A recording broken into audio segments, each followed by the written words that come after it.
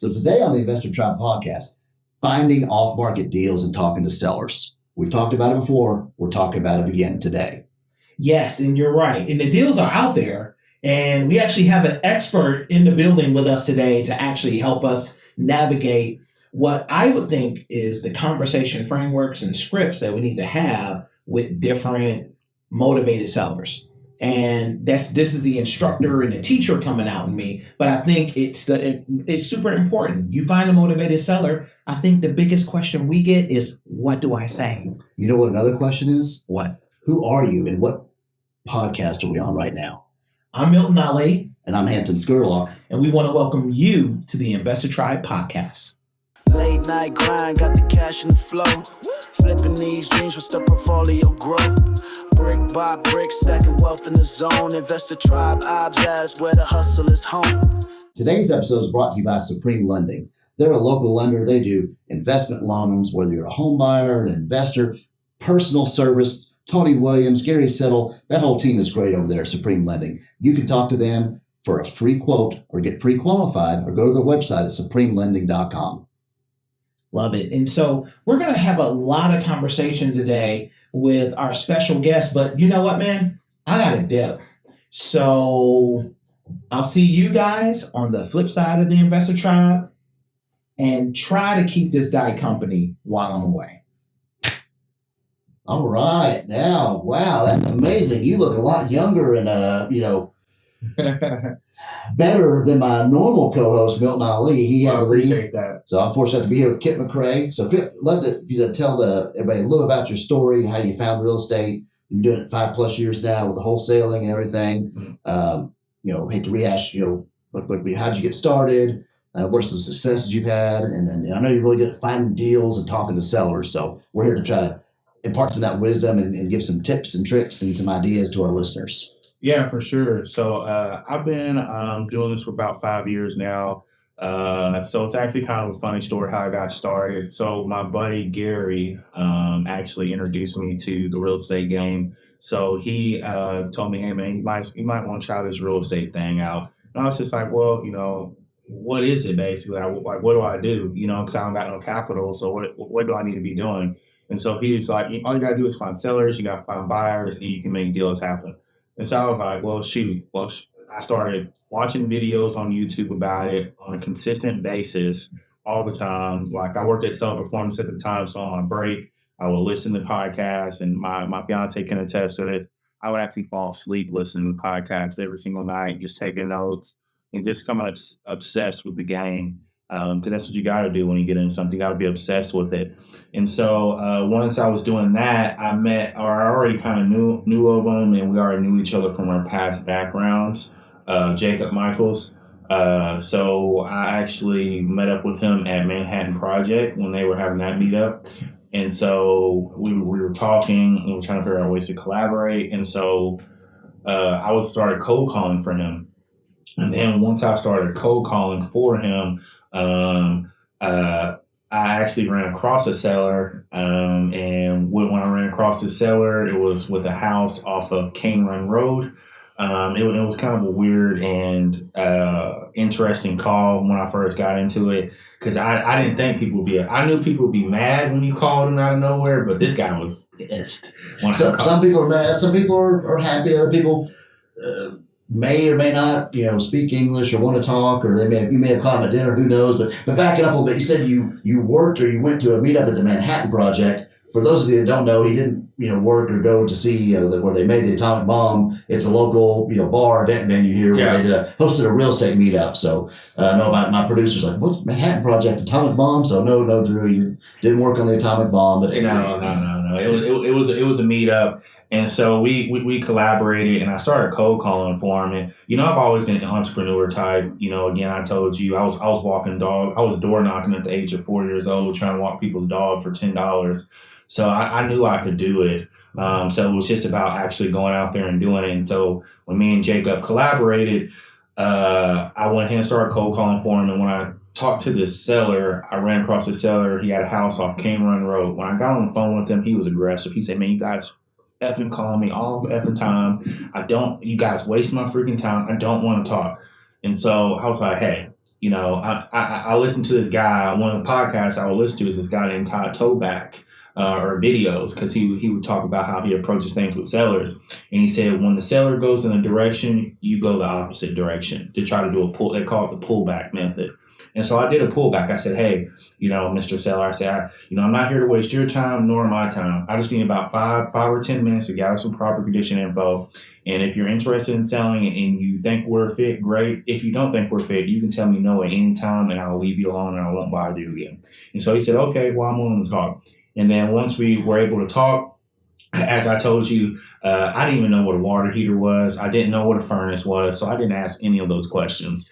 I just asked what the condition of the property was, and I ran with it. So I went. That's kind of proof that you don't have to know how to build a house.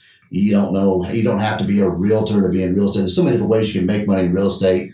And somebody used to do some work with me and wholesale me a couple houses. He said the same thing. He didn't know what a furnace was, what a water heater was. And he asked me, I go, well, the water heater is usually the round one. The furnace is usually the square one. Sure. And he asked a seller one time, how old they were. And they said, well, I don't know, neither of them work. And so, then he started learning a little more about the mechanicals. But yeah, sure. You don't have to know all this stuff. You can figure it out as you go. Yeah. And so that's how it was for me. And so when we went through that process with him, I had to keep running back to get questions from Jacob and go back to him. And then once I went back to him, we were able to negotiate a deal, and we made the deal happen. And he was actually impressed with me, believe it or not. Even though I didn't know what I was doing, I made it sound like I knew what I was doing, because that's how you have to approach. You got to approach it with confidence. And I've always been a salesman at heart. I've sold wristbands, T-shirts. I've sold the whole 9 yards. I've tried to sell. I've even sold seeds before. Believe it or not, I've sold seeds, and I sold $100,000 worth of seeds before. Wow. And I didn't even know what I was doing with that. And so when I went through that with him, I think the wholesale fee was like $5,000. I made $2,500. And so when I made that $2,500, I said, okay, this is concept of proof. I showed my girl. I said, here, see, I showed you, it's not illegal. I did it the right way. It's a check. And then the guy ended up having another property, and so I negotiated that deal. And both these deals, I was able to talk him down on price. So I was able to talk him down on the other one, and we made money off that one. And then it was kind of the saying, here she wrote. It went off from there.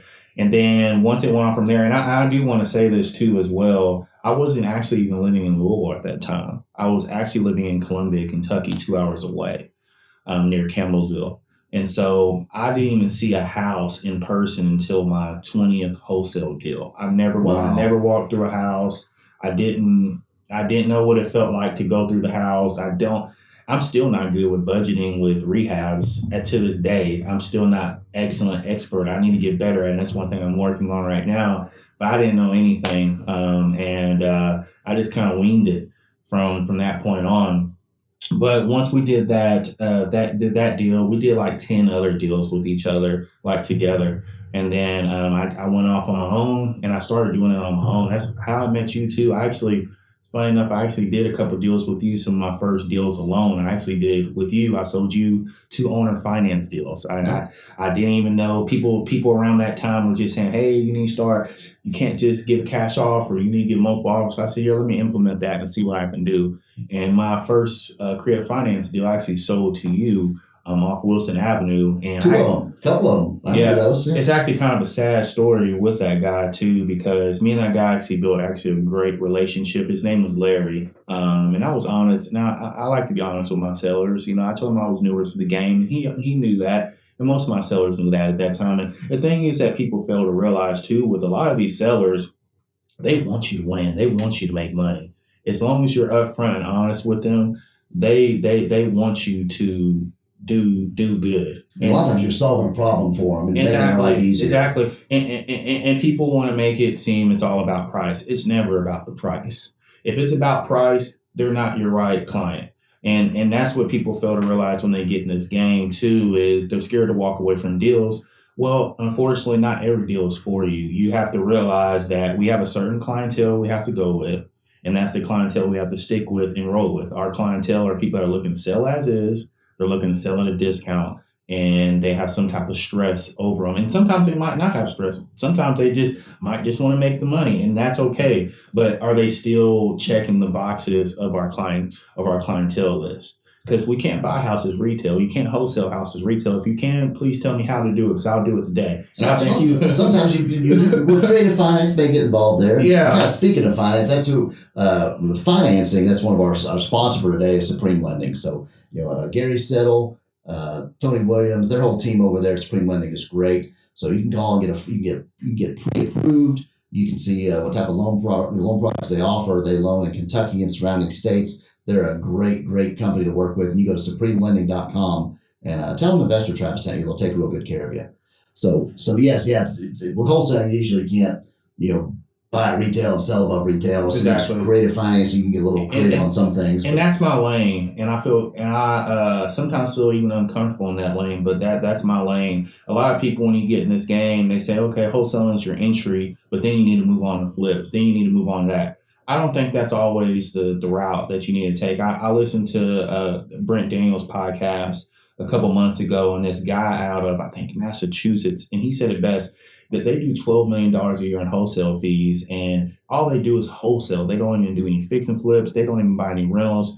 And so that made me think, like, man, wholesaling is what I do. That's what I love. I'm going to stick with that and just do that. And if I do run across any flips and it happens to be that, I'll do that. But my focus is going to be wholesaling strictly, because that's where my heart is and that's where my business is. And eventually, obviously, I told you I want to get into development and all that. But right now, it's straight wholesale deals. But how I go about, finding these deals, though, is very common way. I cold call. And I used to have a team of 5 a couple of years back that would cold call for me and do follow-ups for me, and sometimes even lock up deals for me. And that's what I told you in Milton around that time when I got all them and I had all those people working for me. It was a very stressful environment. You got pressure on you. You got to provide for them. You got overhead. It's exactly. a business. Yeah. And people don't realize that, and it got very stressful. And so I actually quit for 8 months and restarted probably a little bit over a year ago. I restarted. And now I'm kind of a one-man show. I am about to hire another VA on my team. But we're kind of going brick by brick again. And this time I want to do it right, because last time I was doing too much. But this time I'm just focusing, like I told you, on wholesaling. I don't care about the noise. And that's one thing people fail to realize too, coming into this game. But there's a lot of noise. As you know, you've been in real estate a long time, for decades and decades. And I think that's a lot of people's problem when they walk into the door. They overthink the situation. And no, you don't need to overthink. Just do it. Just do it. And it may not be perfect, but you're making progress. You're learning things as you go. Exactly. You're getting better. You're practicing. You don't learn overnight. And I think you helped. There's a learning curve to it, but by you immersing yourself into it, doing the podcast, actually going out there and taking action, it says a lot of it. You got the perseverance. You're beat down, stressed out. You got to move away from it for a bit, and then you came back, and you're coming back, stronger, better. Mm. Now more knowledgeable than you were when you first started, Mm. and you're building back up, like you said, brick by brick, and so that's and people are surprised when I tell them I'm a one-man show, because how many deals I'm doing, and they're surprised about that. But it shouldn't be any surprise, because it's just learning from your mistakes and knowing what you need to do. People, again, overcomplicate it, but as long as every day you're doing something in the business to move your business forward, if it's even making one call a day, just make the call. What's going to hurt? Make the call. And if you're or door knock or whatever you do. And I talked with the gentleman last night. He said he was a big procrastinator. Mm-hmm. And he's like, I don't want to make calls. So how are you going to make money if you're not making these calls? This is how you get to where you want to go, so you need to just do it. Exactly. And he said, well, I don't know. I said, what are you doing this time tomorrow? I don't know. Block it off. Make an appointment so you don't procrastinate. It's in your calendar. Sometimes you just gotta, bite the bullet and do things, or take these action steps that'll get you where you want to go. Exactly. This is my method to the madness. The more calls you make, the more leads you get. The more leads you get, the more offers you make. The more offers you make, the more contracts you get. The more contracts you get, the more money you make. So that's my method to the madness. And even I actually learned from a guy out of Florida. Would you mind repeating that again for those in the back of they really need to hear this? I said the more calls you make, the more leads you get. The more leads you get, the more offers you make. And the more offers you make, the more contracts you get. And the more contracts you get, the more money you make. And so that's very true. A guy actually out of Florida, I think he's out of Fort Walton Beach, Florida. His name is Tyler Austin. He owns REI Sift. I use a lot of his methods, and it's very useful methods that keeps me at a budget of under $1,000 a month, but still able to make multiple 5 figures a month. And that's more niche marketing. People think you got to hit 1,000 lists. People think you got to call bankruptcy, then call high equity, then call code violation, then call 10 different lists at once. Absentee owners, pre-foreclosure, divorces, expired listings. And at first I thought that. Because that's what you were taught. That's what you watch Max Maxwell or Brent Daniels or all those guys, which all those guys are successful and they know what they're talking about, but they have teams to do those things and they did it brick by brick. Even if you're focusing on one list, I told you my specialty list is probate list. I hit probate on a consistent basis. And the unique thing about our county, Jefferson County, is with Jefferson County, they give you information they shouldn't be giving you. People don't know that, but they do. And it allows me to have a high success rate with that. And then be able to call these sellers and be able to call these sellers with no overhead to call them. No, I don't have to pay to pull the list. I'm pulling the list myself, and I'm pulling the list every single day. And the thing is, people think, oh, that's a lot of work. No, it might be 10 people on the list a day. But that adds up over time because I recycle back through that data. And when I recycle back through that data, I get those leads that I missed, or even at the time, when it first gets released, I'm the first person that talks to them. So they're like, well, you're the first guy. You're the guy I'm going to work with.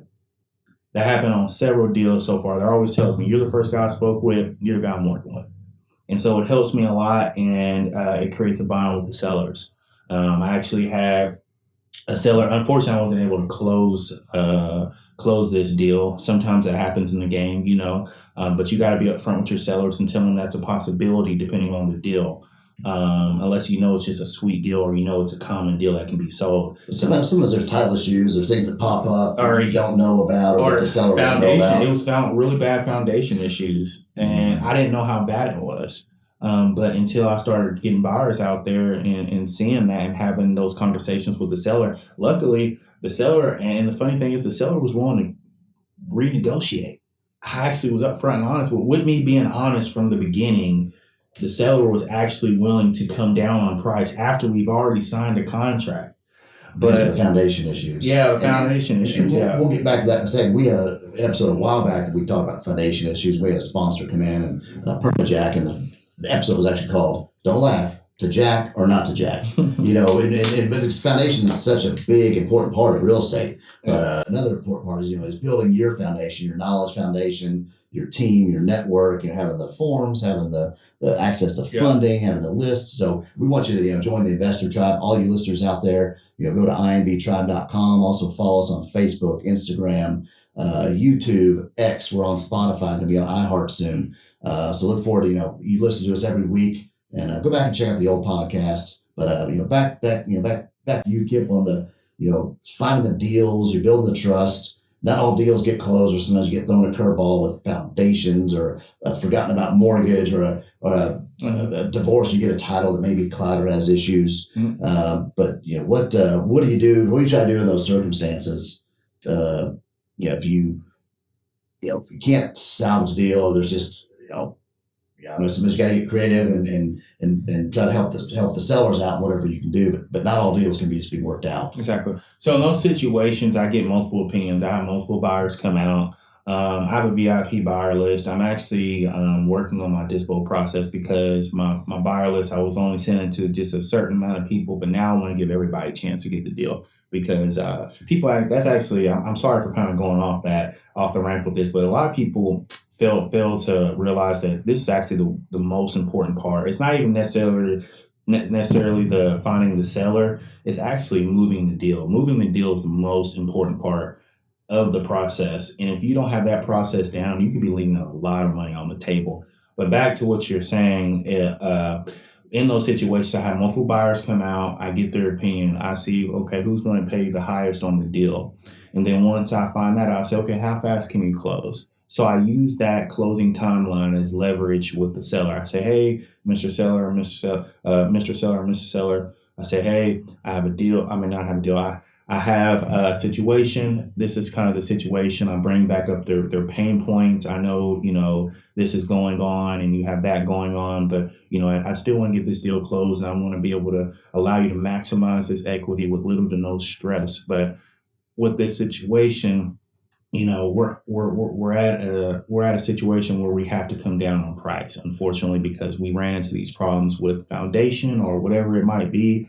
And so with us running into those problems, we are still able to close this deal next Wednesday at 10 a.m., but we will have to come down at a price, and this is where we're going to have to be at.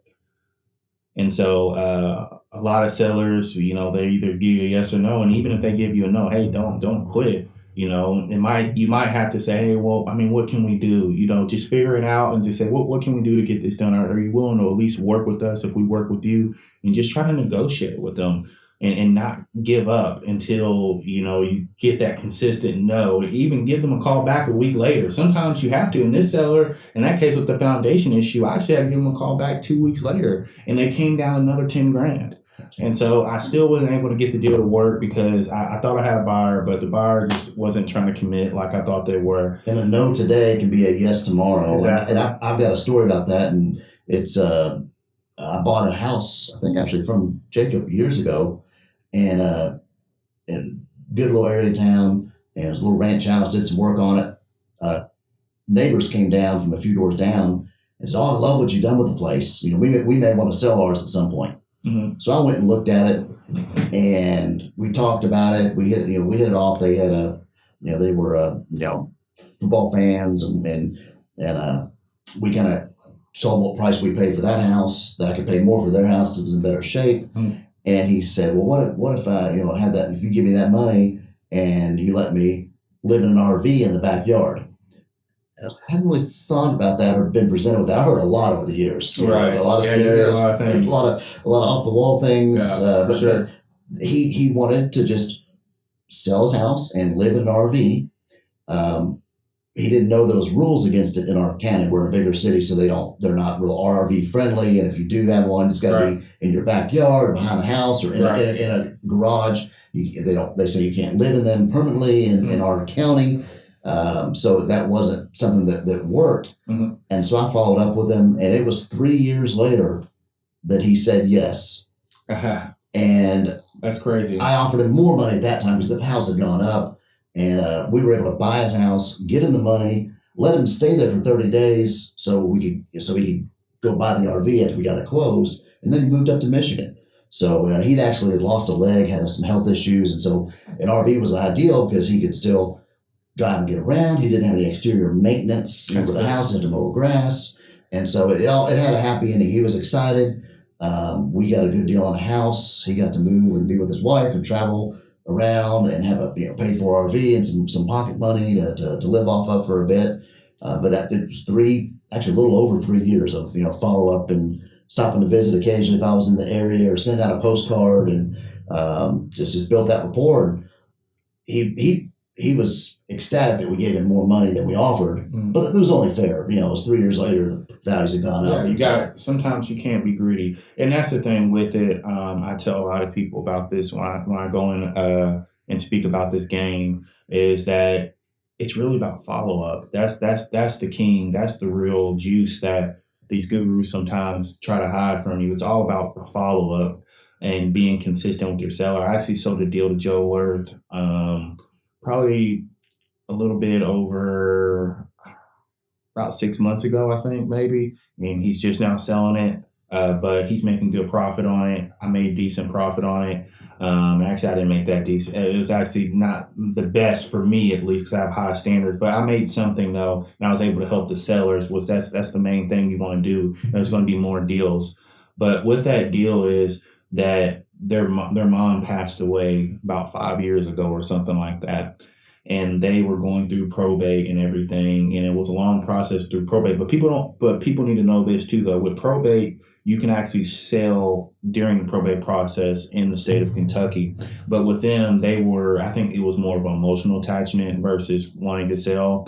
And so with that attachment, I had a 2-year follow-up with them. And with that 2-year follow-up, during that 2-year follow-up, I probably talked to them about 10 to 15 times, I think, 10 to 15 touches, because it was kind of spread it out. It wasn't all in like 1 month type of thing, but it was all spread it out. And so I talked to him for about 2 years. He finally said, "We're ready to move forward, Kip. And, you've been calling me for 2 years now. I know you from a first name basis, know your voice, know who you are. Never met him in person, but, we always talked on the phone." And so he said, "Man, I think we're ready to move forward. Can you come out and let's have a conversation?" Usually, I used to do the virtual model, but now I do a little bit since I moved back to Louisville. I go out and meet with sellers just to kind of, build the brand and, build more of a face presence in the market. And so I went out, spoke with them, and with me just doing that 2-year follow-up, I was able to talk them down, 5 to 10 grand. And I was able to build that connection for them to be able to move forward right away. And he had other buyers on the table that were willing to pay more money. But he said he liked the fact that I stuck with him for 2 years because people would call him, but never call him ever again. And by the time he's ready to sell, they may not be in business. They may not be around anymore. And I have a little epiphany here. What you do, you talk about, you're persistent. Yeah. You're also consistent. So you're consistently persistent. And if you can be those two things, you'd be real successful, with the wholesaling business and following up. But what other advice, would you give, to new investors, who are afraid of talking to sellers face to face? Start virtual.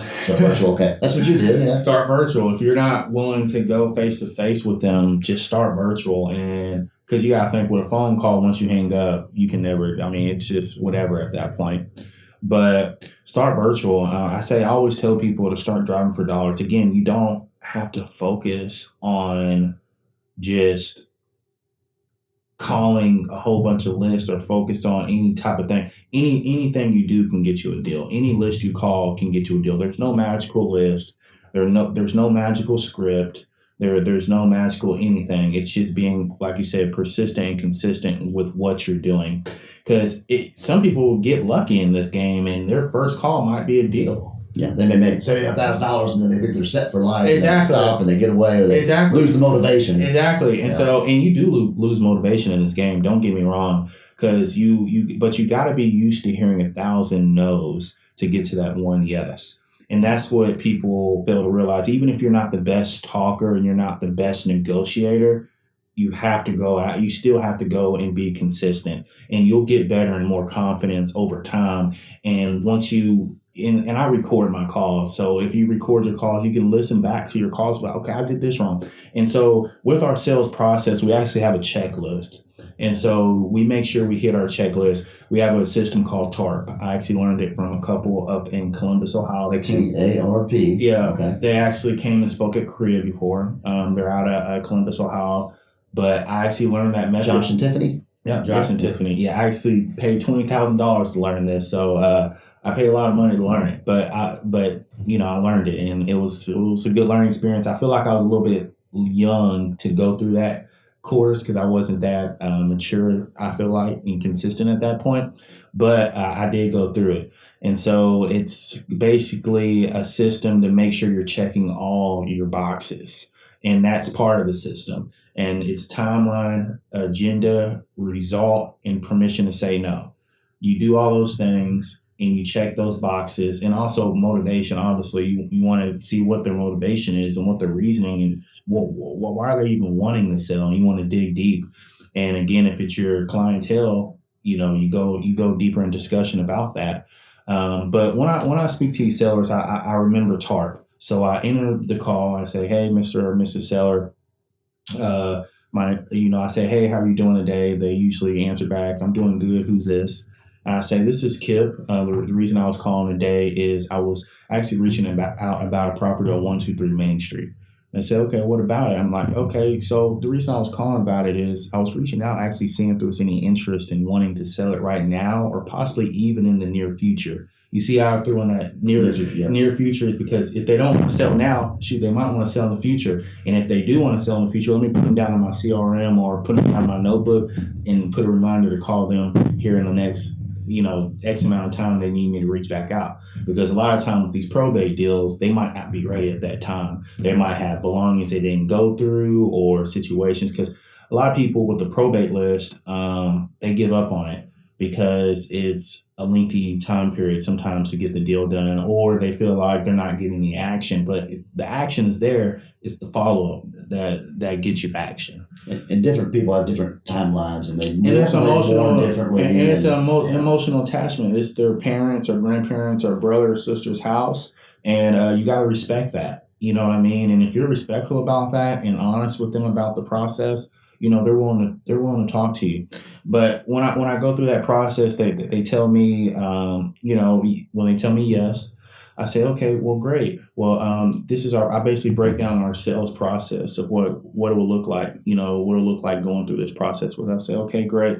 Well, do you have about 5 or 10 minutes to where I can go over some property condition info, like the age of the roof, age of the HVAC system. And then after that, what I could do is take that back to my partner and see what the property qualifies for.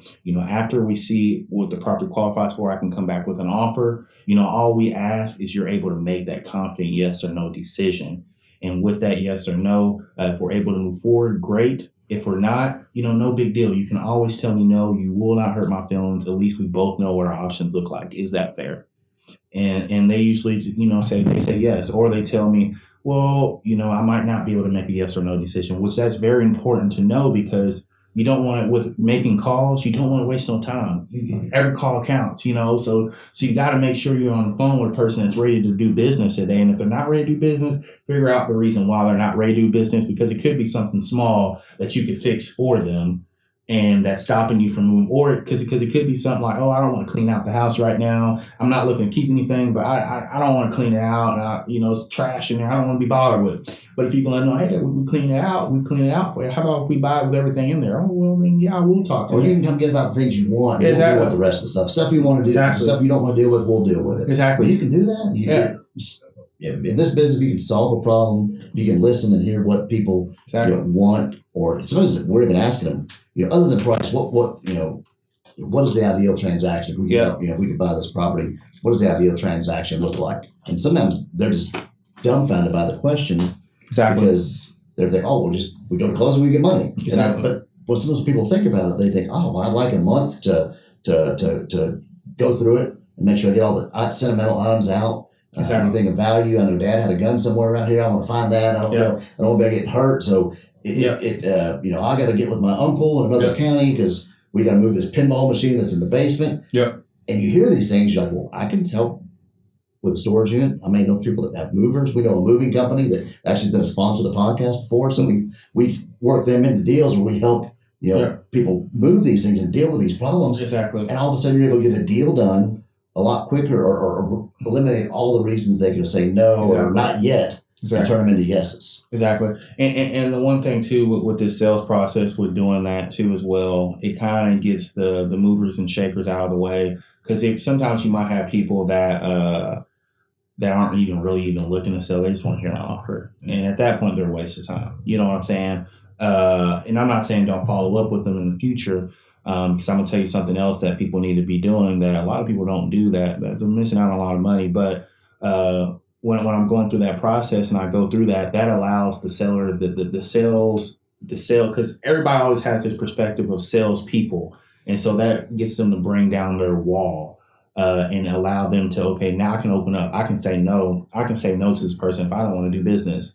I'm not scared to walk away if I don't want to do anything, or they're not pressuring me into doing something, because you don't want to pressure anybody. And that's what the whole method of the pullback is about, is that you want to, because if you pull back, people are like, no, I do want to sell, but this is da. And but when I'm going through that process, we go into it. The first thing I do after, they say, yes, that's fair, or yeah, I'm willing to move forward with that, is that I go straight into motivation. I say, what has you considering wanting to sell at this time.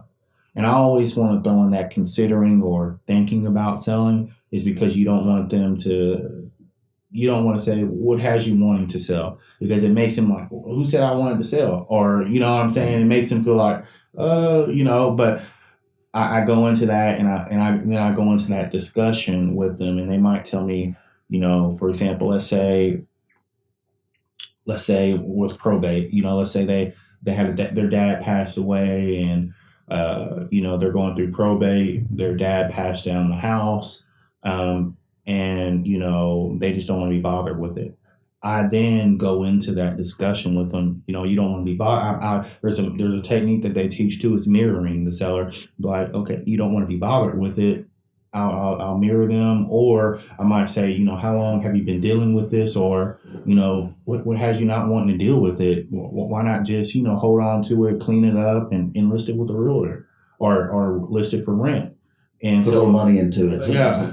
And sometimes you need to go through those discussions, because that's what you're going to need to be able to negotiate with these sellers. Is you're going to need to know those pain points. I'm not saying, and I don't want to sound like a bad person when I'm trying to say that, use their pain to get, make your pockets full. But no, you need to know that information, because you need to know how you're going to be able to solve their problem. Because at the end of the day, you do got to be paid for what you do. And so you need to know how you need to solve their problem. But you need to listen and kind of identify the problem, exactly, and figure out how to solve it. So exactly. You're everybody benefits from the transaction. You're exactly. getting rid of the problem. You're helping them move on with life. Right. Maybe put some money in their pocket, or get rid of some headaches. Yeah. So we real estate isn't always roses and rainbows. Exactly. But we are able to help a lot of people, and in a variety of ways. So it's pretty amazing business. There's so many things you can do. I really appreciate having you out today. We've covered quite a bit. I know we're a little over on time here now, but I'm Hampton Scurlock, and you can catch us on the flip side of the Investor Tribe. The Investor Tribe podcast is brought to you by the Investor Tribe, all rights reserved, featuring Hampton Scurlock and Milton Aldi, executive producer Drew Cookenmaster, produced and distributed by Bespoke Marketing.